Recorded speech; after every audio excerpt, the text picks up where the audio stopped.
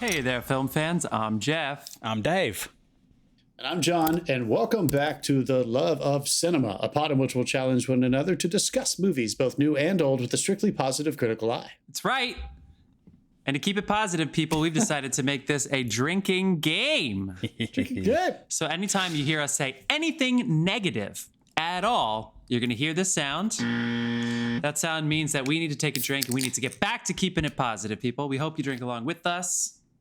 So pour yourselves that glass and let's see what Brendan Fraser's got to offer in this one. All right. Boy. So I'm not even making a joke at the beginning. Pre-show shot, my friends. Cheers. Bottoms up.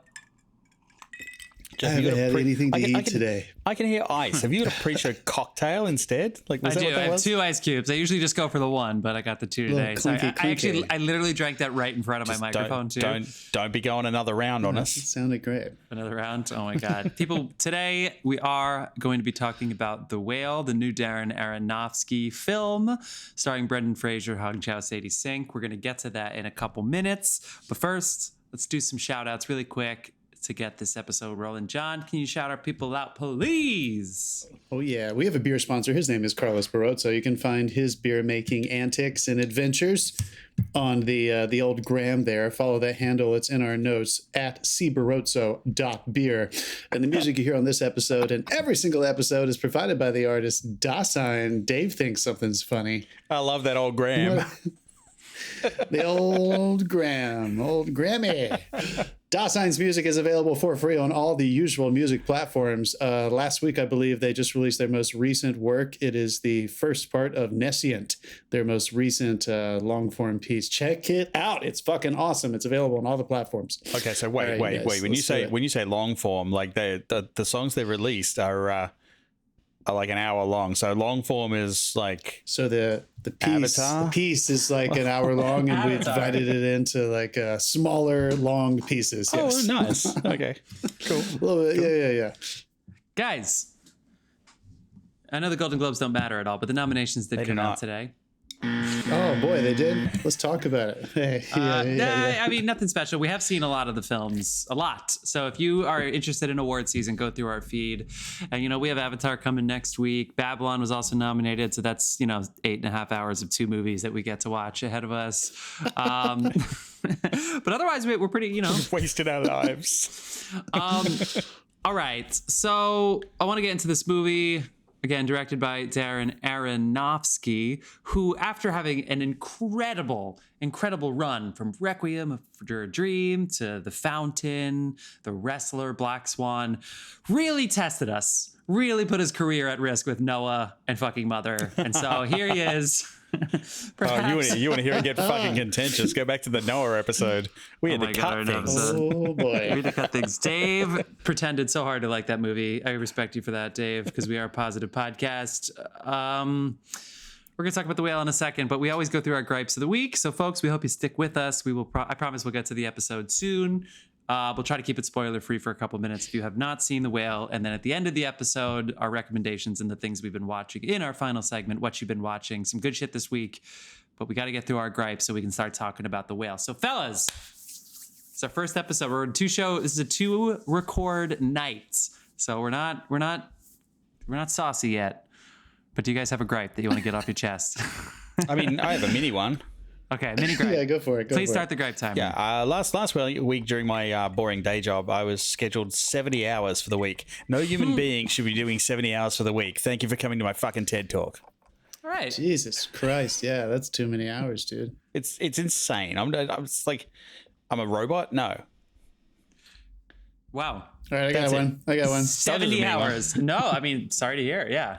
Yeah, right. Everybody abandon the hustle. Abandon the hustle. Make money. John. Go. All right. AMC Theaters Uh-oh. for The Whale. I don't know if this happened to you guys, so I guess I'm also going to ask you. There is what we call like the animated credits before it goes to the traditional black screen credits in this movie. And this is a very emotional movie and a very emotional ending. And they turned the lights on during the animated credits. What? And everybody was very sad, and I could feel people like trying to be emotive because it's a very powerful ending. And then the lights came on, and we were like, "Oh, what the fuck?" So hold those fucking lights until it goes to the actual end credits and make people feel like there's still an experience going on there. That was weird. Oh, you mean bummed me those out. initial credits? So before the actual scroll happens. Yes. That happened in mine as well. Okay, I guess it's a part of the instructions. Sure, for I'm this, not and sure I whether don't they know why. specify that. We should find that out one day. Like, because do they specify the lights up time? Because They don't do it for Marvel. They don't do it for the comic book ones, right? They leave those down until it goes to the because traditional you know something scroll. else is coming. Or at least they want to tease you if it's not. But Yeah. Anyway, that bothered me because I was very emotional. I was feeling it groovy, and then the lights come on. I was like, nobody wants to like have like the fucking lights come up and they're sitting there ugly crying in the theater. That's just not cool. Yeah, honestly, not cool. Let honestly. everyone have their moment. That's it. Well, one thing I will say though, just quickly, is at when those credits rolled, a lot of my theater stayed and watched them. That's good. huh. Yeah. All right, Jeff, Good. what do you got? Okay. It is going, guys, audiences, film and TV makers, why are we so prudish? What happened to all the chest hair? Why is everyone nowadays completely shaved? Now, this comes because Tom Holland, aka Spider-Man, who's 25, a full-grown man, was embarrassed by his chest hair for Uncharted, which is his chance to not be a high school boy anymore. But look at this, guys. Burt Reynolds, Brando, Clift, Grant, James Caan. Actually, literally everybody who was ever in The Godfather, chest hair. All of the Bonds, chest hair. And nowadays, Disney, Marvel, Ben Affleck grew a beard, but we didn't see his chest hair in Batman. Everybody's shaving their shit. All the Jokers. Why are we so obsessed with this? What is up with us? When was the last time Jared Leto showed some fucking chest hair? Like, come on, people. Like, let the men be men. We're shaving them. This is what I'm talking about. It's okay, people. I don't have a lot of chest Hold them hair. down. But we are intentionally saying you cannot get, we are prudish again. The 90s is over. I thought we grew up, but no, we are more prudish than the 90s when it comes to some fucking chest hair. Come on. I will cheers to that, dude. Did Alfred wax Batman? Well, Robert Pattinson has chest hair. How come he didn't have it as the Batman? Did Alfred pin him information is down? part of my cunning plan. I have it all. Dave has stolen all the chest hair. Yes, it's on No, my you're chest, totally my right. back, my shoulders. You know, Men aren't really. I feel like they're not really supposed to be that kind of manly look anymore. I don't get it. Everybody's so fucking pretty right now. Everybody's so fucking chiseled. And respect to those actors, they work their butts off. But like, honestly, everybody kind of looks like a boy. Even the big, giant, muscular ones, somehow they still look like the youngest version of themselves possible. It's weird. I'll talk about the White Lotus at the end of this podcast, but anybody who took their shirt off, that was a guy, no chest hair. All the Italians kept the shirts on at the beach, at the pool. Come on. Fuck. that's because they had no chest hair. Because I've taken it all. Dude, what is going on? Was it just the one gripe? It's the plastics. Yeah, just the one gripe. Because we missed you. Like, I have a last week. list, but you don't have any. we have You more don't have episodes. any. Yeah, you don't have some. No, I have them prepped. I have a list. good. Do you want a mini one? Let's see. Are there any good ones in What here? else you got? He's Yeah, got we on the didn't list. get my fix last week. Let's really piss off the people who are trying to watch the It's been episode 3 on weeks for YouTube. me that I haven't had a fix. Okay, you want me to? Okay, I'll give you another one. Okay, really Okay. quick.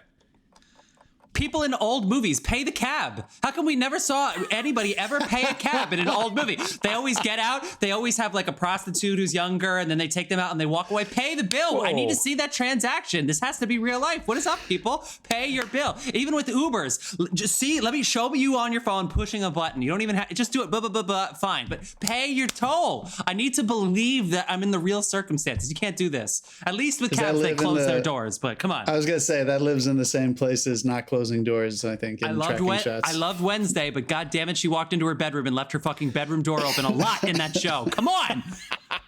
Fucking Tim Burton. You know goddamn well those conversations are private. Close that door. Don't let anybody listen. She has enough shit to deal with. She's gonna leave the door open. The scariest thing in that room is her. Oh, that's funny. All right, people, let's get into our episode of The Whale. The movie where Darren Aronofsky really said, I don't care how big your screen is. We are putting this in a box square aspect ratio. I want half that screen to be completely blank and Oh my useless. god, I have a story about that in a second. We're talking about The Whale. Now, this movie, you've probably seen, or at least just hearing that Brendan Fraser is going to be on the Oscar trail for this, which he is. He received a 6-minute standing ovation at Venice and a 5-minute at London. The standing ovation things are getting a little out of control. I think everybody knows some people are keeping a stopwatch on them. Yeah. But if you see it, Brendan Fraser does seem genuinely touched. This is an actual this is an actual comeback as opposed to, I heard today somebody was like, the Will Smith comeback. I was like, he filmed that movie before The Slap, and The Slap was like a day ago. Like, that's not a comeback when you already have the movie in the can. Brendan Fraser's comeback is 10 years of the making, people, because The Affair doesn't count. All right, so like this is a proper comeback. It is a role in which he's playing a 600-pound man. He did use a bodysuits. He worked with the I wrote this down. The Obesity Action Coalition to try to, portray this role with honesty. But this is a character that we don't get to see a lot very often. And he's taking on this character as somewhat of a recluse. This was written, the screenplay, by Samuel D. Hunter, who to film and TV fans was a staff writer on Baskets, but he is a playwright. This was a play that premiered in New York City at Playwrights Horizons off-Broadway in 2012. It never transferred to Broadway, but it was well received.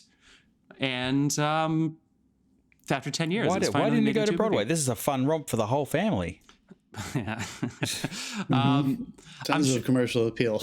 I'm kidding. This will rip your guts out, everyone. This is, yeah. Definitely works with the one set thing. Although we'll talk. I know this. We can start talking about it. We're into the intro. So yeah. So one thing I did notice, like you mentioned, the aspect ratio. Yeah. And it is 1.33, which traditionally is not used these days outside of the Blair Witch Project or something like that. But in this case, it really, really works for it. Yeah. One thing it didn't work for was Dolby Cinema. Yeah, that's where I saw it too. Because Dolby Cinema has that whole ad about this used to be black, now this is black, and then the movie comes up and you get the part where the projector's not hitting the screen, then you get the 16:9 square, and then you get the 4:3 square, and the 16:9 square is light gray. They haven't graded that to black. So we had two different shades of black. Yeah, there's like three borders on the outside of this thing. I was like, that's a little shoddy. They should have calibrated that, or put the blockers in or something. I don't even know if the Dolby Cinema stuff has 1.33 blockers. I thought that too. I was like, they should have closed the curtains. Yeah, exactly. Definitely not close the curtains, but you can tell the projector to block. Oh, that I see. Section. See, I was going to mention that I actually lost some on. It's called masking, the things that they move on either side. Sometimes it's curtains, sometimes it's like hard pieces of like things that they fly in. The vertical masking in mine was too tight. So I missed some stuff in the top and bottom, but it was wide enough on the sides. So whenever they would do these wonderful close-ups into the zoom squares, unfortunately, I think, which is weird seeing it in a large format theater, I think the whole thing needed to be shrunk a little bit for it to work in our screen. With the masking that they have I've seen that go wrong at a film festival, but you don't expect that in a Dolby Cinema screening. Like I was seeing a wonderfully animated like Japanese fairy tale. It was all stop frame animation, and they hadn't calibrated the projector properly, so all the subtitles were off the bottom of the screen. And they got 5 minutes into the screening before someone went out and went, "What the fuck are you doing?" What is happening? They literally stopped the film and started it again. Sucks. Yeah, that was a shoddy film festival. I expected better out of New York film festivals, but I often do. What's funny about the Dolby Cinema? You know how at the end of the Dolby Cinema intro, it goes, "Yes, the projector is still on," and it doesn't make any sense. Somebody in my theater, I love that joke. That's hilarious. Somebody in my theater just shouted. There were hundreds of people because it was like the Friday night in New York City, so it was packed. And somebody just shouts, "But is the projector still on?" And then it says, "Yes, the projector's set." He's like, "Thank you." It was really funny. That person is a fucking comic genius. That is whoever that was. Thank you. So funny. That is gold. So bold. We're there to see the time. We're there no to see one's the. ever gonna get sick of it. I mean, we're there to see the whale. You know what I mean? So it's like that. So was they some needed humor. that. That was some humor to ease us in. Give you a little levity before. There are humorous moments in this, but those moments of humor are, shall we say, tension reducers. They come from these sparse moments. So let's get into the movie. We're talking technical about the whale. details aside, how did it make you feel? Yeah, let's talk. Let me read the IMDb description. A reclusive English teacher attempts to reconnect with his estranged teenage daughter. I'll add on, he's trying to right some wrongs as he thinks his life may be nearing its end. What do you guys think? What do you guys feel? Initial takeaways, initial reactions. John, you saw this tonight, right? Yeah, I just saw it. Yeah. Yeah. All right. So you're still bleeding. Go for it. Yeah. It was. I knew this play. And cool. I've taught some scenes from this in acting classes and stuff. So I'm familiar with the material. So of course I was really just excited and curious to watch one of my favorite filmmakers adapt it. And I was not disappointed. The emotional impact, there's something that I think happens when you read or watch this material, if it's performed really well, which it is. All the performances are really strong. And that's the most important thing. It's more important than the filmmaking when you have material that is character and writing driven, which I think this is. The filmmaking is wonderful and it's there, and we'll talk about it. So it's just a wonderful foundation. I agree with that 100%. Yeah. And there's some standout things that I do want to talk about because they are technically responsible, or they are things that did heighten the storytelling. But he has a great cast, and it's a really wonderfully written, tiny, very understandable, accessible thing. And it's there from the whole time. I think there is something unique about this play and about this script that exists in the movie as well, where you're talking about something that isn't taboo, but is maybe something that people don't like to admit that they think about and talk about, which is mental illness at the front of it, which is more and more accessible, and we can talk about it nowadays. There is but definitely that aspect. Tons of mental illness that is like right front and center, and the lens that it comes through is extreme obesity. It's not regular obesity, which I think we can say that being in America, because so much of this country does struggle with ranges of obesity. We're getting into the Gilbert Grape place with this, where there's a really extreme case. And this play does such a wonderful job of allowing you to get over that hurdle very quickly because it humanizes the character immediately. Absolutely. Yeah. I think a lot of people that reference Gilbert Grape, just as, that movie touched me really powerfully when I was young. I mean, there's something that is the opposite in that movie. So I kind of just wanted to push that aside immediately. She's not supposed to be relatable to us, Gilbert's mother, for a long time in that movie. It's like this mysterious element. This play kind of cuts through that really quickly, and it takes on this lovely longing and kind of tragic tone that is just grounded in humanity. So it's easy to watch, is what I'm saying. You don't need to worry about feeling uncomfortable or like you're going to cry the whole time. What Darren Aronofsky does, though, that I think was so brilliant, which I just, the note that's, where my gripe came from, he heightens the ending of this movie with cinema, with just pure cinematic elements of editing, artifice, representation that lend itself to this medium. And the rocket just took off for me at the end, and I could not stop crying. I was like walking out of the theater and I was still crying. And it was a beautiful ending, even though it is like the punctuation to the tragedy. Well, I don't want to spoil it, but it's very sad. But man, it left me feeling like it's in the trailer, but I think it's the most powerful double negative in my mind right now. People are incapable of not caring. I mean, like there's just it really does reach there. Well, how many times have you done that? It's like, fuck that, I'm done with that.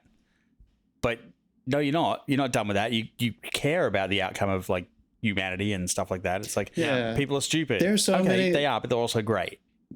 There are so many, and I'll shut up after I say this. There are so many wonderful movies this year in general that deal with trauma and mental health. And I think all drama deals with it to a certain extent, but kind of head on this year. And we're going to talk about another a film that we saw this week that also dealt with this. And I just had I felt very human this week. And this movie was such a wonderful way of letting you feel exactly what the message of this play intended. I think Darren Aronofsky fucking nailed it. Dave? How about you guys? I was a little apprehensive going in this because I saw some of the trailer and stuff, and straight up, I'm going to say I have not made a single note about this. Usually, I have like a notes panel up beside me, and I have not made a single note because I have not forgotten a single thing about this fucking film. Oh, nice! Like his performance is phenomenal. And you're right. He absolutely humanizes him in a way I won't mention till spoilers. But like the technique they use to bring you into his world, straight up, is just amazing, and could not have been done any better.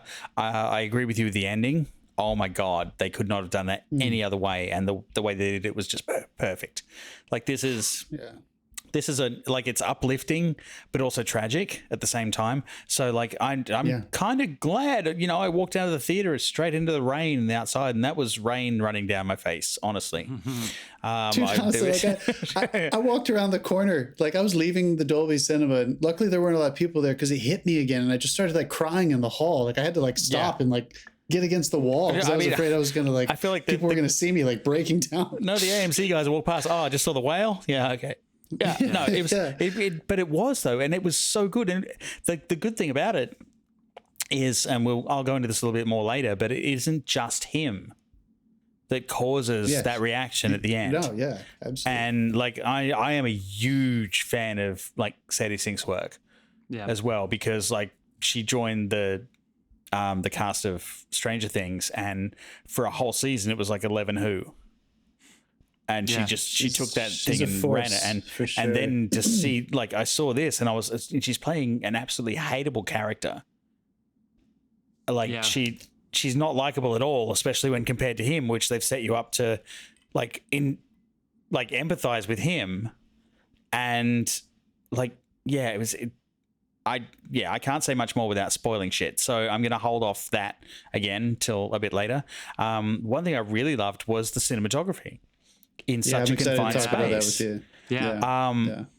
Because I don't know whether you noticed, but there were a couple of exceptions to this, but very few. In the 1.33 aspect, he was filling a quarter of the frame, at least, in every shot. He either filled the full frame, or he was at least taking up a quarter of the frame. So no matter what, they made him an imposing, like, he was either dirtying up the front of the frame or he was the center of attention. And it really, really worked. That is such an excellent choice from the cinematography. Yeah. So I must say, I was very pleasantly surprised by this. Look at what he did. Look what happened. The gush alarm, Dave. Gushing right off the bat. Jeez. Jeff, what do you think, man? Yeah, I second everything. It took me a minute to get into, as movies tend, they can do, right? It takes a second to kind of sink into the tone, and they opened with a unique take on voiceover, because you see other people that are communicating with our lead, and they very effectively don't show him, which they come back to later in the film. And then when you do finally get near him, it's still not seeing his face, and it's probably the more graphic situation that he's in the film, kind of right off the bat. That opening scene is very shocking. I was wondering if that was going to be what it was going to be the whole time. I found that incredibly humanizing. Of course. But it's like, Darren couldn't help himself. Everett now is like, what the fuck? I have to go and see it for this opening scene. Yeah, no, seriously, it opens and then go and see it. And then with play, I should also say that Ty Simpkins is a very important character in this role. Ty Simpkins is a child star who is the kid from Insidious on the poster. He's my God. He's also the younger brother from Jurassic World. Remember those two boys that the writers really fucked over the whole movie with that stupid ass storyline with the two brothers? But he was the younger brother, and he positive film podcast. Jurassic World was fine, but that storyline was definitely like, come on, the writers are trying to pump heart into this movie. Sorry, we're talking about the whale.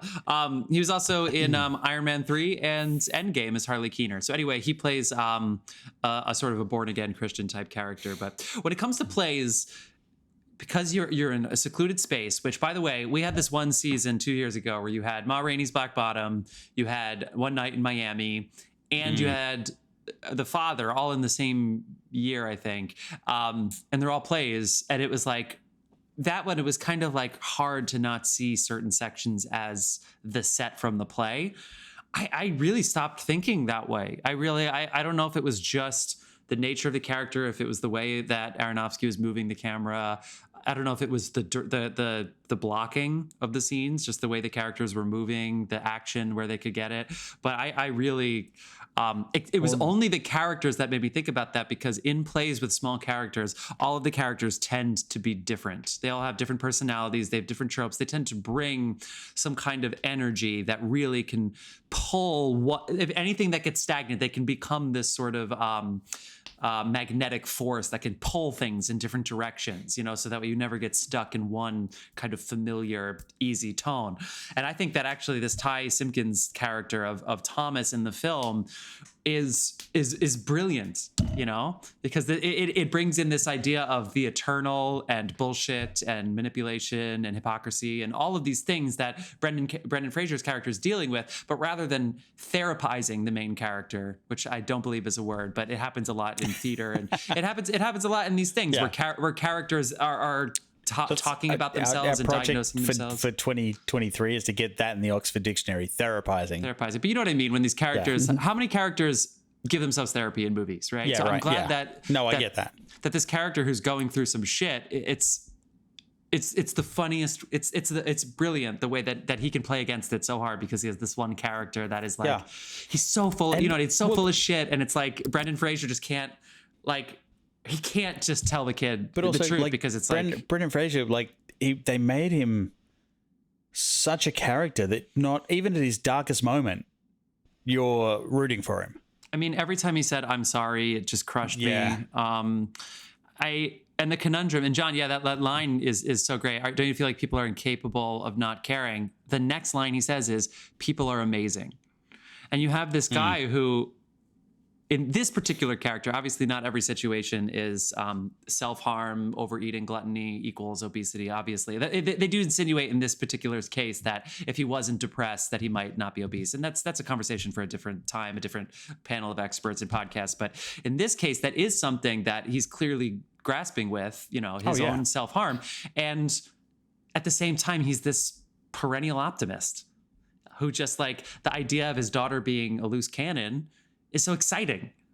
No matter what she says, no matter what she does, it's like, wow, that's fascinating. And it's like, in a way, it provides Sadie Sink with this on-ramp to eternity. She can do whatever the fuck she wants. Yes. And proceeds to do so. The only thing she can't do is nothing. If she does nothing, then that's bad. But as long as she's doing something, even if it is terrible, if it's conniving, if it's just straight up mean and vindictive and terrible. She's so restless as well, which is great. It's like here and then explode over to here. And like, you can tell, like, she's going through her own shit. Yeah. Like everyone in this movie is going through their shit. And he knows it too, which is why it's like, he's not jealous of her. Like, he doesn't wish he could be moving around so much. He just wants to be around it. He's ready to let her be that, and then he can be at peace with it. It's So I think it's very poignant. Before we move into like spoilers, which is coming soon, I'm sure. There is one cast member we haven't mentioned that turned up in the menu very recently. We were a huge fan. So good in this movie. Hong Chau. Are you going to Hong Chau? Yeah. You going to talk about it? Yes. She was good. The character in the menu, guys, go see the menu. It's so fun. It's a thriller. It's so great. And her character in the menu got some of the biggest laughs and is just a fucking firecracker. She's so goddamn good. This is the complete opposite. Yeah. The brilliant thing about this character, like, I knew, like, that she was in this, and I was looking for any of the mannerisms she had displayed in the menu, and there were none. I didn't recognize her for more than half the movie. It was two completely distinct people she was playing, and I was like, yeah, you've got it. You've really got it. Devastating. Oh my god, she just. And I think this movie too does something really poignant thematically, and it's in the writing more than it's in the filmmaking, but that this man eventually reveals that there are a few snapshots in his life. Shout out to Mary Boyer. MTV Studio. That's right. Great acting teacher. There's a few snapshots, and one you kind of start learning about, and it evolves over time, because you see a picture of him with his ex-partner, who it's established early on is no longer in the picture for very sad and tragic reasons as well. And as you learn more about his past and his family. Ooh, careful, you're treading on spoilers. Yeah. There's another snapshot of something really positive. And I thought it was really great that it kind of builds, the whole thing and goes to those lines that we discussed, and capable of not caring, and people are incredible. And that there's, even in our worst times, it kind of doesn't matter if you're in your best or your worst times. This play, this work, this film really shows you that the capacity we have to be able to hold on and justify and rationalize and see ourselves through our best and worst just really rung true to me. And it was something that I feel like that was what I walked out of the theater thinking about, was that even in our worst, we can still entertain our best. And sometimes it's easier to use some, I think a lot of people tend to use the worst of themselves to hurt themselves. We're all very, very, very capable of that in some cases. Yeah. Or even to define themselves. But there is something that, if people are incredible, where does that come from? And I feel like this does show you that there's a way to display that kind of capacity within ourselves and within others. And somehow in this story that seems to be about basically 5 human beings that are in a lot of pain, there is this optimism that comes through. Like, maybe it's not optimism. Maybe that's not the best word, because Jeff, you said that, and he is optimistic, and they literally have a few speeches where they talk about that. But there wasn't I don't even know if it's the word hope, but there was something that kind of lived in that same space at the end of this, where you don't walk out thinking you just saw a tragedy. I would describe it as like gut-wrenchingly uplifting, because it pulls at the things that should hurt, but it turns them into such a positive that you walk out of there with a lift. And like, there's definitely a catharsis to it. Maybe that's the best way to say it, because we all learn from what we see. Yeah, and they all learn from what happens to them. Very affecting film. Well, and hopefully on the other side of catharsis is peace. That's what you want after going through that sort of struggle, to go through those cathartic periods. And the way they set it up with the chapter is essentially just the days. It's not their real chapters. I must admit, you know that they're saying Saturday because that's good. There's not going to be another Saturday. So let's go to spoilers. I must admit, when I walked out of this, and I walked over to Central Park, and I walked through Central Park at half the speed I normally walk through, because normally I'm just like, whatever, just got to get home. And I took my time, and I took a walk, and I appreciated everything that was happening around me in Central Park. So that's the effect that had on me, this movie. Yeah.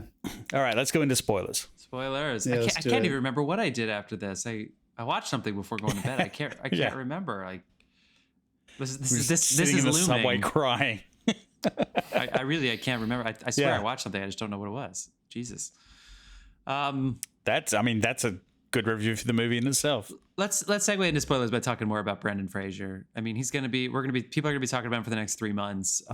He's gonna win this. He's gonna win for sure. Oh God, I hope he does. He deserves it. I think so too. I don't think anybody stands a chance right now.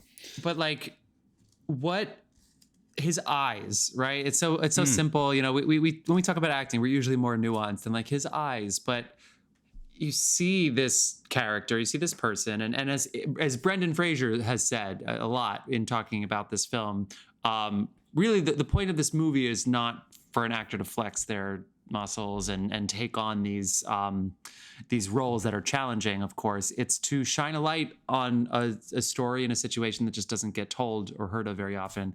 And you zoom in on his face and you just see his eyes, and it's like, how can you not just be melted in front of him in there during this film? Like, I really felt like there were a lot of times where he was really struggling, and when this character struggles, it's a real struggle for. I must admit, I really related to the drawer full of chocky bars. I've been guilty of that myself. Yeah, it's like I'm feeling down. Give me a chocky bar out of the drawer. Like it wasn't a drawer; I had a box. But I think they did a good job, and that's another bit of nuance that's tricky, but there are a lot of things about this that are relatable that I think we can say without guilt or shame, knowing that we are not anywhere near this situation. So to sit there and be like, I am like that too. There's anybody that would respond and say, you don't know what it's like. It's like, okay, I get it. And you're right. But like, but what I'm saying is, We're all the same. You know, there's these little teeny, ultimately this is a teeny tiny difference, because when you look in his eyes, you see a human being that you just want to, you're rooting for. You want them to be I'm okay. sure at all points that like all of us have been self-destructive at some point. I mean, I know, God, I have been. Yeah. And it's one of those things you relate to in the character, because it throws up a mirror a little bit to yourself. It's like, this is his self-destructive thing. What's yours? And I think that makes the character very effective. I mean, without a doubt, man. I appreciated so much and again, it's in the writing of the play as well. But you know, Brendan Fraser owned it, and tonally they captured it with this film. That it's such I think it's such a strong and intelligent choice to start the character in acceptance of his destruction. It's not him in denial. It's not a movie of only food binges. Yeah. No. There are some binges, but it's not just that. So our empathy is extended immediately because he's so comfortable. Maybe not comfortable, but he's so accepting of his reality that this movie opens with him being seen by someone. And I do want to talk about that theme eventually, cinematographically, about being seen and what they did with lighting. I think it's really fascinating. But this movie opens with this young man who is like a missionary door to door, and he's the first one who walks in on him in this very compromising, embarrassing scenario. And yet Brendan Fraser's character as Charlie isn't only freaked out. He's more concerned about, can you actually just help me stay alive right now? And yes, this is what I look like, and this is what my life is. I mean, we're in spoilers. We can say it. He was having a wank, and he almost caused himself to have a heart attack. Yeah. But but I love that it didn't turn into him being like, get out! It wasn't an embarrassing moment. It was like, I need help to survive right now. Read me this thing. And so I think, like, but that was literally the thing that humanized him the most. That's what I'm saying. Because of that acceptance, and the acceptance that he had for himself allowed us as audience members, like every person that walks in and sees him, we're immediately thinking as their surrogate, or they're our surrogate for us, like, oh, who's going to judge him? Who's going to judge him? Who's going to judge him? And almost no one judged him beyond what might be rational or reasonable for their character. And the fact that a stranger is the first one to meet him, we can immediately extend our empathy and start feeling like we're him. And now, as opposed to always being in the opposite, where you're going to kind of feel like he's the abnormality and these other people that come into his world are going to be our surrogates. I felt very quickly, because of this acceptance he had, this established in the writing and established in his performance, I felt like I was always him, and I was more anxious about what they were going to feel about me and what they were going to feel about him. And I just feel like that was such a wonderful way to turn it on its head, so that, again, just so we can so quickly and efficiently get past the taboo of an extreme example of self-destruction. I thought that was a masterstroke at the beginning, to bring you in on that level. Well, and you know, especially anybody who's ever been to a play, when it comes to very religious characters, they are questioned. It's just a fact. It's just like an unwritten rule on stage. Like, it is going to be questioned. You know, if you have any extreme ideology, you know, extreme in this case is not necessarily a good or bad thing, but it's obviously, he thinks that Christ is coming back now, not 2012 when the Mayan calendar ends. Like now, today, Christ is going to come back and flood out the world and kill everybody, etc. And instead of challenging the character getting challenged in his ideology, it's challenged like, you think you're a good Christian, you got to read this guy this thing because he thinks he's dying. It's like, that is a challenge that tests this guy. And you know what? That character lived up to the test. So in a weird way, even though you should think what Hong Chau thinks, which is get the fuck away, you don't know what you're doing, like, this isn't the time. He's like, he should be safe. In a weird way, he like earned his pitch. You know what I mean? So it's like there's real nuance in these teeny tiny little character relationships that were just right. Any more would have been too much, any less wouldn't have been enough. It was really right on the sweet spot.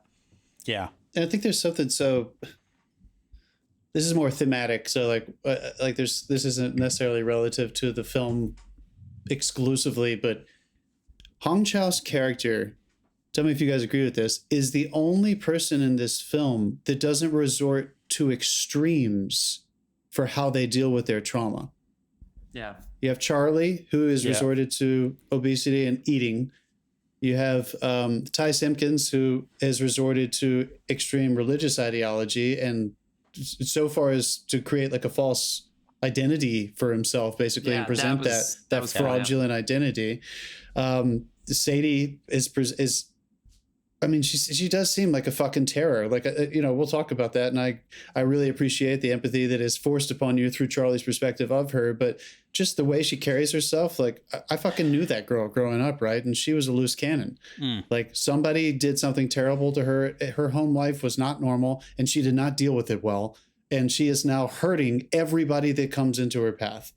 It just seems like, including herself and the mom, who I thought was wonderful. Samantha Morton, one scene stole it for me. I thought it was fucking brilliant. Alcohol. It's implied, and then we get to see it. They talk about it, and she's turned to alcohol. She drinks all the time. When is she happy? Only when she's drinking. So we have all these wonderful examples of people who very irresponsibly, and I'm not saying I have a judgment, it's just we've all been in these situations, and sometimes people very irresponsibly allow their trauma to take them to the edge of their choice of extreme. And I love that Hong Chau is kind of our voice of like grounded depression. She's like the one who's like, of course this is fucked up. This is fucking terrible. But do you disagree with that? I would push back on that a little bit, because she's gone to like extreme savior syndrome. She's there keeping him alive like 10 hours or 15 hours a day or whatever. And she goes to her job. She goes to him. She thinks he's dead if she doesn't. So in a weird way, it's not. So she's kind of like, that's her extreme reaction to the trauma. Okay. Yeah, sure. Yeah. I mean, that would round it out even more if we could say that, like, in some way. But also she's the only one that kind of ends up with nothing. Yeah, that's kind of one reason I was looking at that way too. That peace in a weird way, but I don't think she wants peace, because she essentially lost her whole family. Yeah. I don't know. I feel like the ending of this might be a bit freeing for her, because she when she lost her brother, she tied herself to him. Yeah. So peace. But so she gets that release, because she doesn't have to come and take care of him anymore. Yeah. And that money thing's so tricky. If you were just to write the one sentence blurb and be like, man decides to die to give his family the money because he doesn't want to, saving him would cost because the future. Guilt. It's et cetera. A lot of all the reasons. He hasn't. That situation with Hong Chau getting upset in front of the mom, that could have been so cheesy, and man, it was handled. Like, she could have internalized it and saved it for a private conversation, but like the way that she just had to explode, but she didn't just turn it into like a chance to act. It was really, and then the emotion that she has was so, I don't want to say easy, like, I mean free as the actor. Like, she had tears running down her face because she just felt fucking beat. She felt defeated and was just like, it was. And it wasn't lost on me that Darren Aronofsky made this during the second year of the pandemic. Yeah, got delayed. And that the nursing archetype, the person who is often, it's not that he took advantage of her, but he really relied on her. And I got the feeling throughout, and this was a directorial choice, it's in the writing as well, but I feel like they made me feel like I was never, the writing makes you realize why she hangs on so, why is she still there? The writing justifies that. And it takes a lovely arc for really explaining to you why she's still coming here every day. But I feel like directorially, he made me feel kind of the way I think a lot of people feel with nursing care in general. It's like there's a constant projection from those characters of, yes, because I have to, even though I know that ultimately I'm going to lose this battle. Like, that is the idea of nursing when you're in so many ways, right? You're not putting a Band-Aid on it and walk out. A lot of these characters, you're doing it in vain almost. A lot of them were externalizing their self-worth. Like, she took her self-worth in that he needed her to live. He took his self-worth in that he didn't send himself to the hospital despite the fact that he had the money, because that money was for her.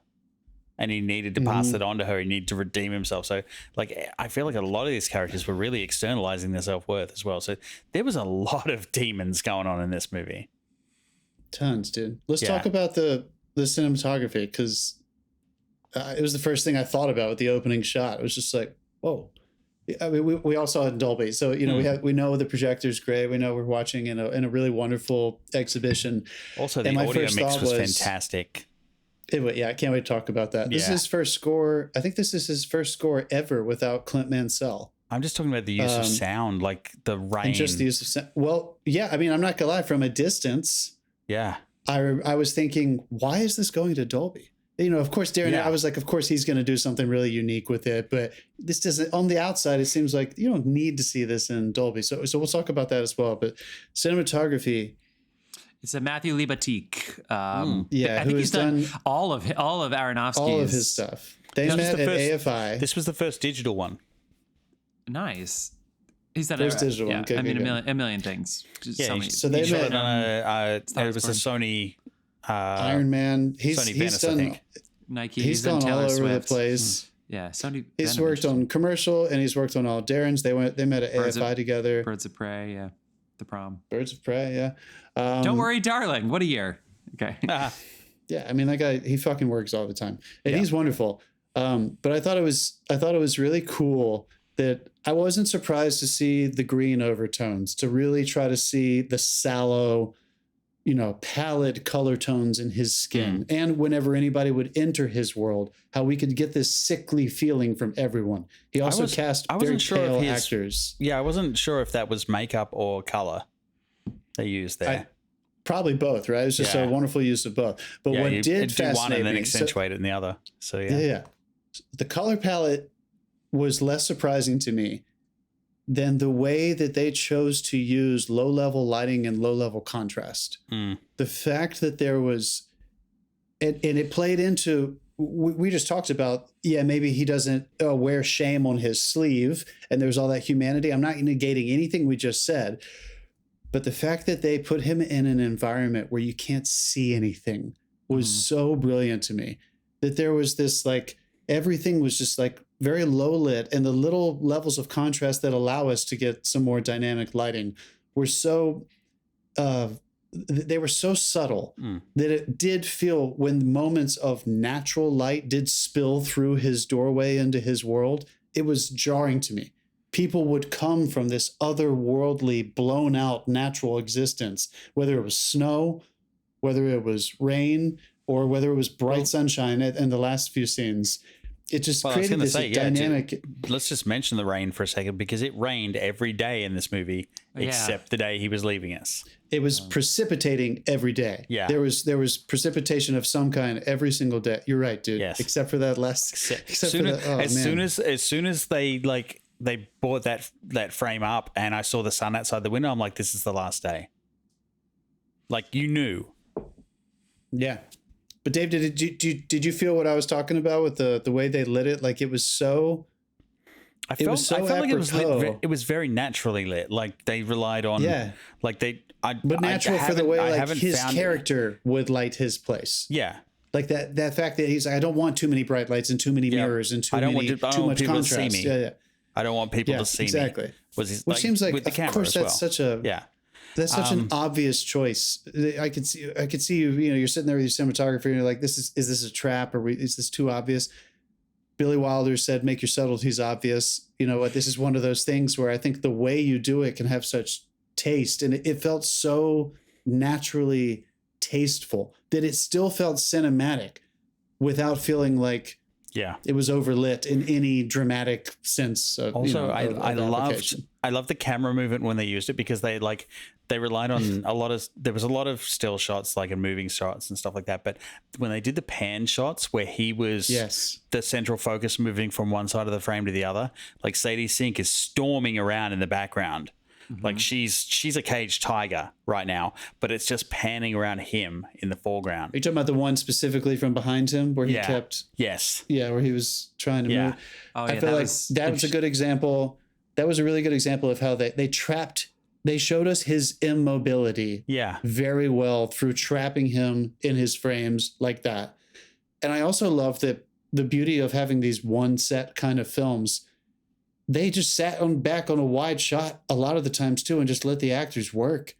And it let the other actors use him the way they wanted to, because they knew that was his weakness.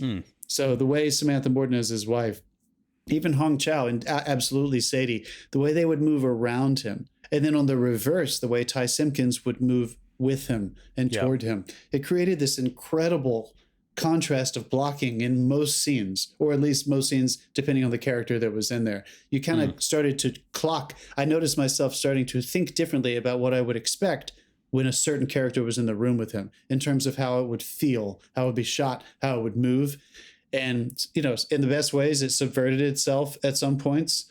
But in a lot of ways, it kind of started, you have to in a one room thing, like you have to. one room production. But it built on, every now and then you have to surprise the audience, make them go, oh, and bring them out you of do it. So, and they got there, but it built on that it was another like layer on top of that.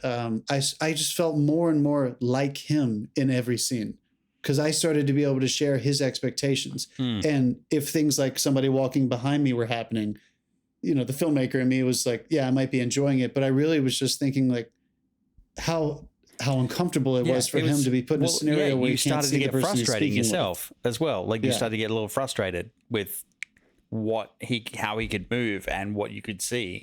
And yeah. And I mean, they made it difficult when his struggle doing it they built into it, because if it was just him struggling with things, it wouldn't have had the impact that I think we're all talking about. So I think they built into that really well. Especially when he ordered pizza every night too, like all those things. Oh my god, the pizza delivery about the pizza guy. What do you think? He's a curious. He's a curious case. What do you think? What do you think the function of the pizza guy was? Was it just the only clue to the outside world? Like, what do you think? I feel like it was the like a little bit of the humanity is beautiful sort of thing, but. Yeah, the reaction when he saw him, I don't know what that was. I'm still confused about that. Right? I think it's supposed to be that comfort that we've been talking about most of this episode, that empathy thing that everybody who knows him feels when they see him. Even Sadie, when she's saying, I fucking hate you, you're disgusting, we still feel like because she loves him so much, she's mad at him. I think he is supposed to be the harsh reminder that even though people are capable of saying through the closed door, hi, this is my name and I hope you're okay, sometimes when you see and you're confronted with extremes, people fucking run. I was going to say, like it's scary and it's easier to walk away. Fair enough. Was that the reminder though, that like, was that our reminder that he's not okay? Like he's in danger? Like, well, I think it was his reminder. Yeah. That the way he's right, like the way every time something like that would happen to him, he would freak out. He didn't really freak out that way when he was by himself, did he? No. It was usually when something would cue it. Well, I mean, I feel like also that was a way of piling on that drove him to the eating fest that he had in the end. Yeah. Where he just lost all faith in himself and just devoured everything in the fucking house and ended up throwing up and stuff.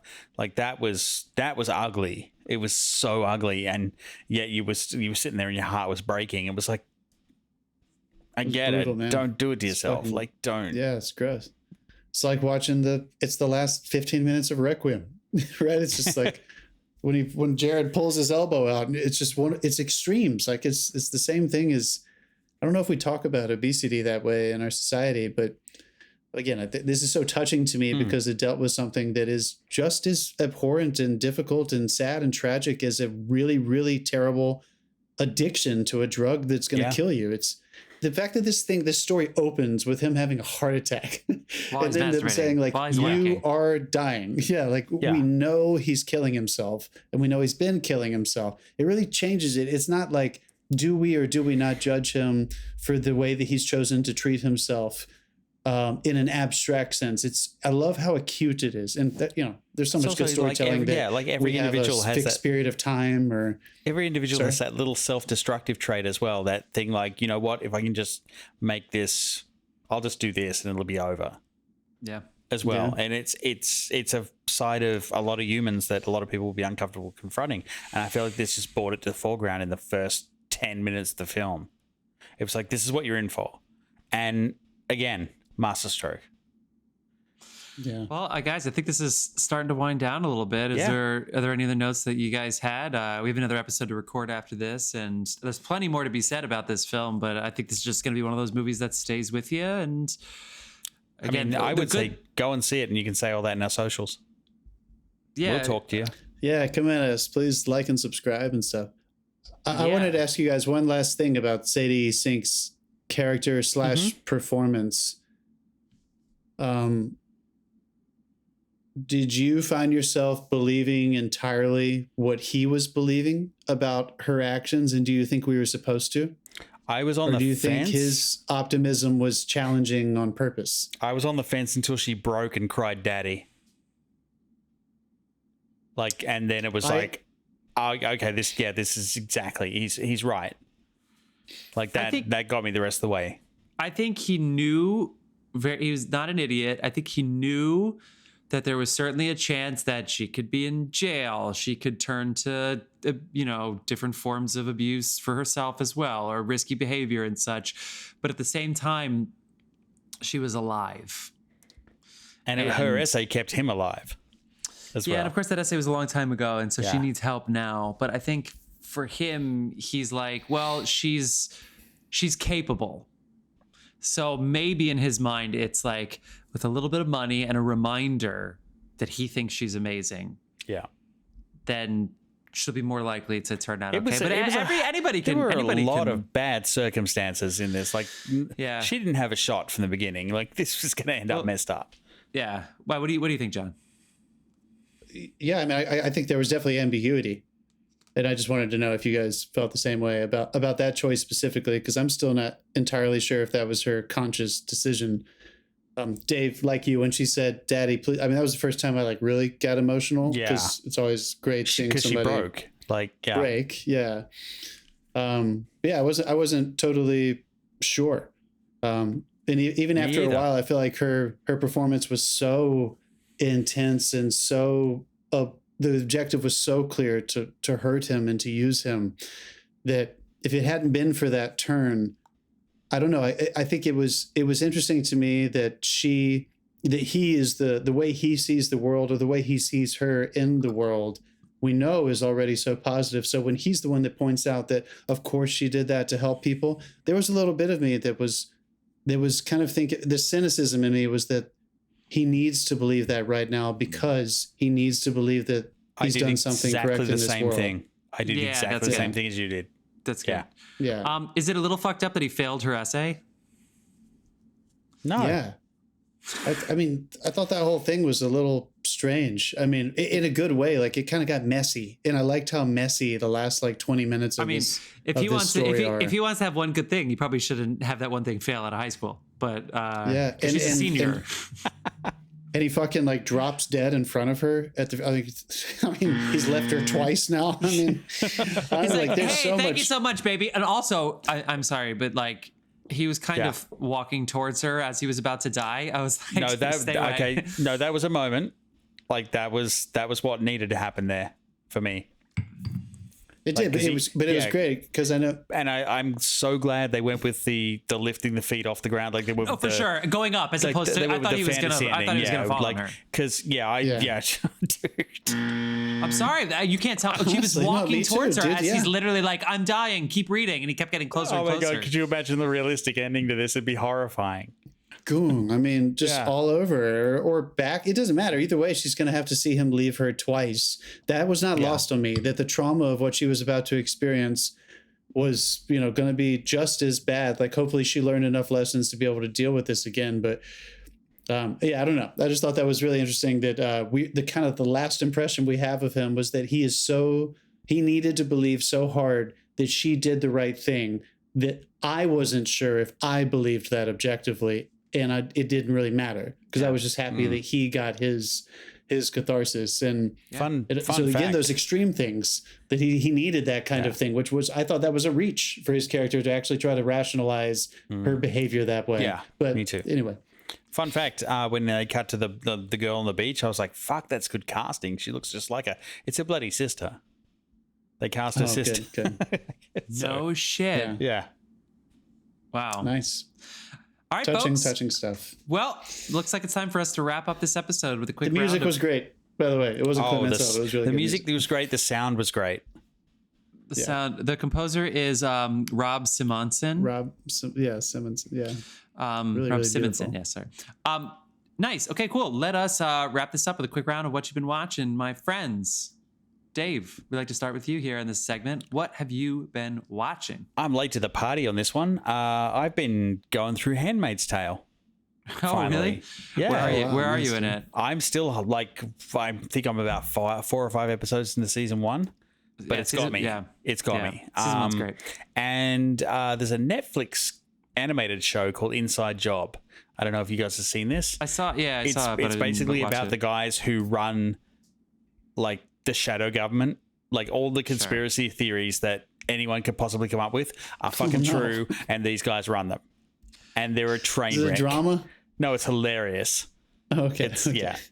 Is this I'm pretty Inside Job? Inside Job. Oh yeah, yeah. Lizzie Kaplan, Christian Slater. I know, right? Do the voice. Clark Duke. I mean, I'll watch anything Lizzie Kaplan does, but yeah, it's it's very, very funny if you're into conspiracy Sure. theories and how ridiculous they are, because they really take it and run with it.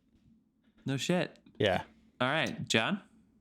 I rewatched a couple Nolan movies. I watched Nice. Interstellar again, which was What? This is a Which is casual, lovely. lighthearted, just easy going. Did you watch it? Imagine you watch that and The Whale back to back. You just you Jesus. need to go on a walkabout after that. Yeah. I like Interstellar. A Me lot. too. I do We like watched that it during a one. And I snowstorm watched, one time. Yes, I Yeah. remember that. You fucks. Dave wanted. I was Lethal Weapon was not going to happen again, so we went the opposite. I watched that, and I watched Inception, and I think that's my least favorite Christopher Nolan movie, you guys. I'm just going to You say know it. He is a brilliant, maybe not including Tenet, because I've only seen that once, and I know Tenet! we didn't love that as a group. Tenet. Remember we said Tenet on You know every what? episode from This is episodes like probably 2 to 10. And then it It's sucked. probably the third or fourth time that I've watched Inception, and it might be the last time. I don't know if I need to see that movie again. And every time I watch it, I think I like it less and less. And I like Christopher Nolan, and I know not everybody does. I appreciate what he tries to do with movies. And I think it's ironic to me that that's his most successful film. And I don't think it's his best work. It's, You know what's funny for says me? something about it. The more I Sure. think, Yeah, the more sure. the more I think about and watch The Prestige, the more I like it, and the more I Yeah. think and talk about Inception, the less I like it. They are crossed. Yeah. Because Have you I saw seen- The have you Prestige, seen I was the like, yeah, news it was that- fine, but You see I the like it news more. that came out today about Oppenheimer? No, but I saw the pictures. Apparently, he's talking about they used practical effects as much as possible, including the nuclear blast. And I'm like, did Christopher Nolan blow up a fucking atoll for this movie? Like, I hope that you wait. I know he likes to kill stuntmen, but fuck, man, not a nuclear blast. Can you imagine? He just blew a hole in the ozone for his fucking Oppenheimer movie. Oh my god! Oh my god! He did it for us, you guys. Yeah. He did it for He did it for. He Look did how it for amazing us. it's going to look on screen. Oh my god. Okay, can we get the second unit in? The first one's in from the radiation poisoning.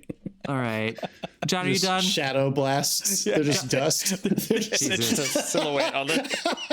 All the crew. The crew just watch. The crew just go watches the blast and Busted us goes. all for laughing at that. The crew just watches the blast and goes, "Oh no, we're fucked, aren't we?" Okay. So I teased at the beginning. I'm gonna use. Okay, I saw two things that I actually think. Come on, guys. I actually think relate to each other in a weird way. Fucking funny. So finale White Lotus. I actually was behind this week, and then I just plowed through because the first episode didn't grope me. Oh my god. Bust myself. Whoops. First episode didn't grope me. yeah. The first episode, I said like 7 weeks ago, I guess at this point now, I was like, the first episode didn't get me as big. By once episode 2, I was like, okay, I'm in. And I actually think the season was better than the first season. I think this is the best written show on TV. And this finale, Wow. when I finish, hands down. And I think, It's funny because my wife watched it Severance. and she's like, I don't know if you're going to like it. So I haven't watched it yet. well, I haven't watched it at all either. because she knows you as She's the sabotaging me. Should I get rid she of her? knows you as the guy that likes Marvel. She doesn't know you as the guy that said you guys ruined Marvel for me because you showed us all these actual good movies. No, I played her that clip. Okay, good. So when I watched the finale, I was like, I don't know if this is well executed. It seems a little clunky. It seems this. And I've been thinking about it for 24 hours and it gets better and better in my head as it goes. Like it is so, it's so good. It does something that no other TV show does, which is there's so much nuance in the subtext and in the way these characters develop over time and the way it's okay with things that other shows just wouldn't be okay with. Like Michael Imperioli has these 2 episodes of just like so much shit. And then rather than everybody just like, digging shit, he just doesn't anymore. You know what I mean? It's like they let him coast, and it's like they let things be. They let things be. They don't have to. They don't have to overwrite and overplay. They don't have to wrap everything up. It's like it's awesome. I loved it. With that, they don't have to wrap anything up because it's a limited series. It's going to get 3 more seasons. Well, they wrap a lot up. They wrap a lot up. And for me, I was like, well, maybe them having to wrap those things up, somebody has to die, right? Because they open each season with that. Sorry. And I was like, maybe that's the worst part of the show is them trying to wrap that up. But in hindsight, I fucking loved the way they did it. It took me some time to realize how amazing it was and how much I loved it. With that, any White Lotus fans or not, go see The Triangle of Sadness, which is a renter right now. I think it's $5 to rent. It blew my fucking mind. I saw it with my friend Carl. I did have an edible, and we were shouting at certain parts, like, is this really fucking happening right now? Because it is a proper satire, and it is like. Yep. So contact your dealer and contact your. You don't need the edible, but it was just you don't need the edible, but it was just like we were like, what the.